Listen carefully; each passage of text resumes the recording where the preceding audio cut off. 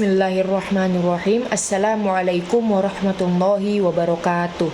Perkenalkan, nama saya Mardiatun Nisai. Saya dari kelas PAI 4C. Di sini saya akan memberikan resume pada mata kuliah psikologi belajar yang berjudul tinjauan teori belajar.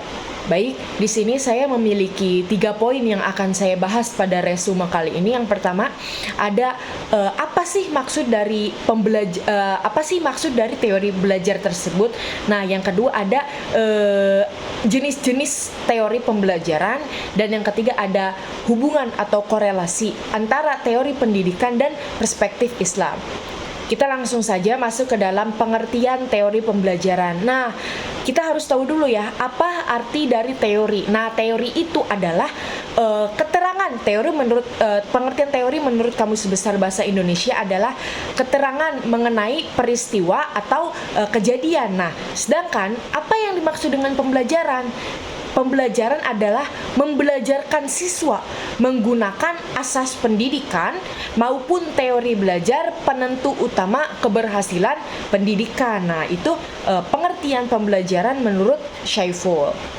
Lanjut lagi, tadi poin yang kedua ada jenis-jenis teori pembelajaran. Nah, teori pembelajaran yang telah kita ketahui ada 3. Yang pertama, teori behavioristik. Yang kedua, teori kognitif. Dan yang terakhir adalah teori humanistik. Oke, saya langsung masuk ke dalam teori behavioristik. Apa sih teori behavioristik ini? Teori behavioristik ini sebenarnya banyak tokoh-tokohnya. Di antaranya ada Thorndike, dan ada juga yang lain-lain yang tidak bisa. Ada Ivan Pavlov juga, dan yang lainnya ya. Nah, teori behavioristik ini dia itu lebih mengutamakan hasil belajar daripada proses belajar. Jadi dalam teori behavioristik ini peserta didik nih tidak diperlihatkan atau tidak dipedulikan bagaimana dia berproses dalam pembelajaran, tapi akan diperhatikan atau akan dilihat bagaimana hasil dia setelah pembelajaran tersebut. Jadi pada intinya teori behavioristik ini lebih mengutamakan hasil dari pembelajaran daripada proses pembelajarannya. Seperti itu ya. Nah, yang kedua ada teori pembelajaran kognitif. Nah, teori pembelajaran kognitif itu terbalikannya dari teori pembelajaran behavioristik. Kalau tadi behavioristik itu singkatnya itu dia lebih mengutamakan hasil belajar daripada proses belajar. Nah, sedangkan kalau di teori kognitif ini dia lebih mengutamakan proses pembelajarannya daripada hasil belajarnya. Jadi di dalam teori kognitif ini kita dilihat bagaimana si peserta didik ini berproses dalam belajar. Bagaimana si anak ini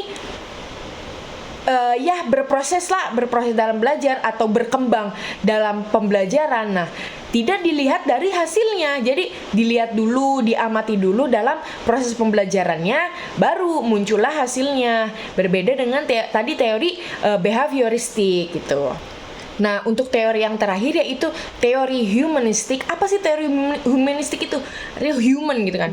Human itu kan berarti manusia gitu ya. Nah, teori humanistik ini dia itu yang mempelajari seperti ilmu-ilmu filsafat, psikologi, psikoterapi. Nah, pokoknya pada bidang-bidang yang membahas tentang psikologi belajar gitu. Jadi teori humanistik ini lebih mengajarkan kepada para peserta didik untuk lebih mengenal dirinya sendiri, untuk lebih memahami dirinya sendiri, bagaimana caranya dia seperti mengontrol emosinya gitu, atau lebih mengenal diri mereka sendiri sebagai manusia yang unik. Karena apa? Karena kita manusia yang unik tidak bisa disamakan dengan manusia yang lainnya gitu. Jadi kalau di teori behavioristik itu lebih mengutamakan hasil daripada proses belajar. Kalau di teori kognitif itu lebih mengutamakan proses daripada hasil belajar.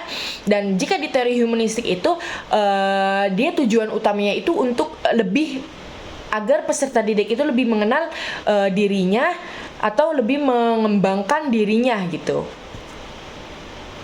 Jadi kesimpulannya di teori humanistik ini adalah suatu teori ya dalam pembelajaran yang mengedepankan bagaimana caranya kita bisa memanusiakan manusia, serta para peserta didiknya itu mampu mengembangkan potensi yang ada dalam dirinya. Jadi lebih mengutamakan atau mengedepankan bagaimana caranya memanusiakan manusia. Nah, apa hubungannya? Hubungan antara teori pendidikan dengan perspektif Islam. Nah, di sini ada 3 hubungannya. Yang pertama, teori belajar behavioristik dan pandangannya dalam pandangan Islam.